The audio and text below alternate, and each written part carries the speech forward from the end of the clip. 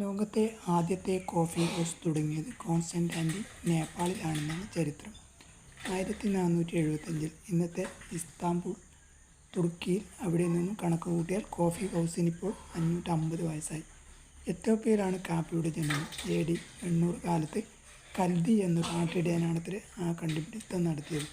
ഏതോ ഒരു കായ് തിന്നപ്പോൾ തൻ്റെ ആടുകൾക്ക് വളരെ ഊർജ്ജസ്വലരാകുന്നതായി കൽദി കണ്ടെത്തി. ഒന്ന് നോക്കിക്കളയാമെന്ന് വിചാരിച്ച് അദ്ദേഹം കുറച്ച് കായ് പറിച്ചു തിന്നു. അദ്ദേഹത്തിന് വലിയ ഉന്മേഷം തോന്നി. കൽദി ഈ കായ് ചില സന്യാസിമാരുടെ പക്കലെത്തിച്ചെങ്കിലും ഇതൊക്കെ ചെകുത്താൻ്റെ പണിയാണെന്നും പറഞ്ഞ് അവരത് അടുപ്പിലേക്ക് എറിഞ്ഞു. അപ്പോൾ അടുപ്പിൽ നിന്നൊരു സുഗന്ധം ഉയരുന്നു. ഉടൻ തന്നെ അവരത് അടുപ്പിൽ നിന്നെടുത്ത് ഒരു പാത്രത്തിലാക്കി വെള്ളമൊഴിച്ച് അടച്ചു വെച്ചു. കുറച്ച് കഴിഞ്ഞ് അവരത് കുടിച്ചു നോക്കി. അത് കുടിച്ചപ്പോൾ രാത്രിയിൽ കൂടുതൽ നേരം ഉണർന്നിരുന്ന് പ്രാർത്ഥിക്കാൻ കഴിയുമെന്ന് അവർ കണ്ടെത്തി.